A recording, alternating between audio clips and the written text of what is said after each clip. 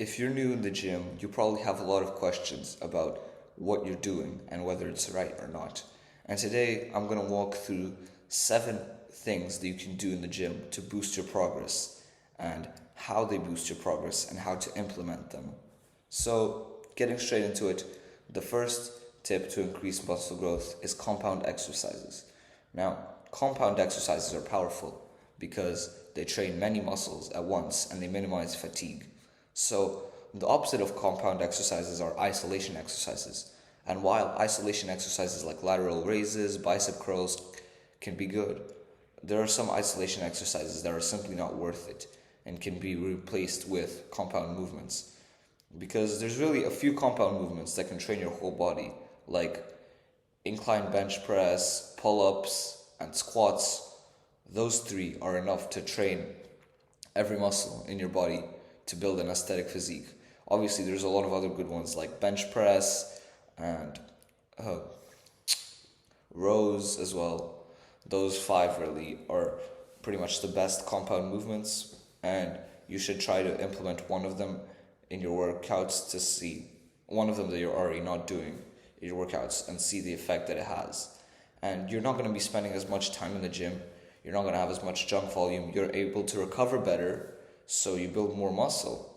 Compound exercises are incredible in that sense because you spend less time in the gym, but you build more muscle because you recover better as well.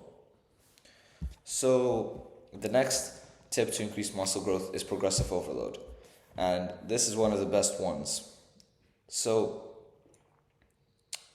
progressive overload is very good for increasing muscle growth. In fact, it's necessary past a certain point. When you're just starting, whatever you do, muscle growth is going to happen. But eventually, you're going to have to start ramping up the difficulty if you want to see muscle growth, because your muscles have adapted to the current training stimulus. So they no longer feel stressed by your workouts. That is when you need to increase the difficulty. So to increase the difficulty, you need to either increase the amount of reps or the weight or the amount of sets or your speed, like how slow you're doing the reps. If you increase one of those, then it's going to be harder for your muscle to do the workout, and then your muscle is going to have to adapt to the new training stimulus and grow. That is the underlying principle of muscle growth: progressive overload. Progressive overload is what is needed to build muscle at any level, and I'd argue it's the most important one in this video. However, you should stick around to the end because I have a very common mistake at the end that not a lot of people do, that not a lot of people realize that they're doing, but is actually the most important thing to improve their gains in the gym. So, the third tip to increase muscle growth is protein intake. So, protein intake is incredibly important because there needs to be something that actually builds the muscle, right? Your muscle can't just be built out of thin air, and that is where protein comes in. Protein and amino acids are what builds the muscle, and they're what you need in order to build muscle. Protein intake is pretty low for some people who just started going to the gym, and there are a few minimums that you need to hit. So, a pretty good guideline is 0.8 grams per pound of body weight. So, for example, I weigh 135 pounds, so if we plug that into the calculator, I think I need 108 grams of protein per day. Now, I eat a lot more simply because I have a fast metabolism, but that's the minimum. That shouldn't be a guideline, that should be a minimum. If you're not getting 0.8 grams of protein per day, you could be losing out on gains, and you don't want that to happen, do you? So, the fourth tip to increase muscle growth is consistency and patience. And this, again, is an incredibly important one. A lot of people, when they scroll on Instagram, right, they see their dream body and they see people who already have it, and that gives them motivation for a brief amount of time, and they think, I'm going to work out for a month and I'm going to look like that actor, I'm going to look like The Rock, I'm going to look like Chris Hemsworth. But they get disappointed when they don't even come close. So you need to stop comparing yourself to others because uh, they have been training probably for longer. They might have better genetics. They might be taking steroids, or they might be photoshopping their pictures. All of those factors could make it seem like they have a better physique than you, or they're making better progress than you. But in reality, your progress is completely normal, and there's no need to feel discouraged about it. So you need to have patience. You need to stop using Instagram, stop comparing yourself to others, and just compare your progress to who you were yesterday. Because you can compete against others, but you shouldn't compare against others. Because comparison is the thief of joy, as wisely said by some quote. So, the next tip to increase muscle growth, the fifth tip, is to stay hydrated.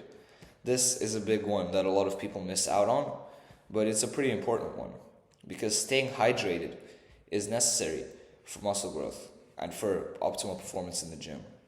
Studies show that with hydration, that if you drink a good amount of water while you're in the gym, your strength can be boosted by up to 25%. And if you lift more weight in the gym, then your muscles grow more. And it's really as simple as that. We all want to lift more weight in the gym and build more muscle. So it's very important to be drinking a lot of water during our training sessions. Personally, I go through like a liter to a liter and a half per training session. Now, most people won't need that much, but it is a pretty good amount to be drinking. And you need to be drinking at least like half a liter per training session. So the sixth tip to increase muscle growth is more niche, and it's if you've already been training for a bit longer, and that's advanced training techniques. So I would only suggest that you start doing this after like 3 to 6 months of training, but these are pretty powerful. So advanced training techniques are drop sets, supersets, what else is there? Pyramid training. So how this works is that just apart from your regular like 3 times 12 bench press, you're gonna add, for example, a drop set, which means on the last set, you're gonna drop the weight, you're gonna use less weight, and then you're gonna pump out some more reps after you already hit failure or you hit a certain amount of reps. So supersets are when you do 2 exercises back to back. They can be either the same exercise or they can be either the same muscle group or they can be different muscle groups. It works pretty good, both of those, especially if you want to really work this one muscle and you use 2 exercises. Like for example, you superset leg extensions with squats or leg extension with leg press. That's one of the greatest and most known supersets because it completely destroys your legs and that makes them grow more. So the 7th step that you've been waiting for the whole video, which is the best one, is rest and recovery. Now, your muscles don't grow when you're in the gym. Your muscles grow when you're resting from the gym.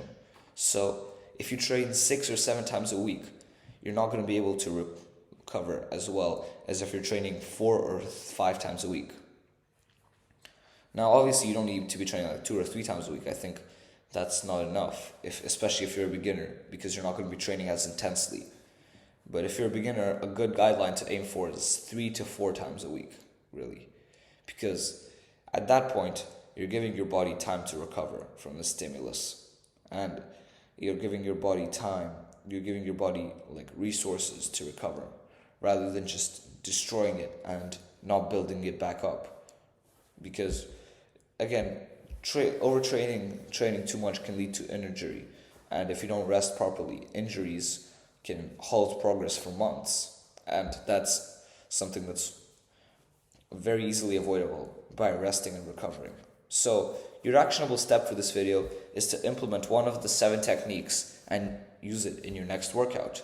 So the 7 techniques, going through them again, are compound exercises, progressive overload, protein intake, consistency and patience, staying hydrated, advanced training techniques, and rest and recovery. So you use one of them in your next workout and see what changes. Maybe you feel more sore after, and that's a good sign of muscle growth. So yeah, that's it for today. Follow my Patreon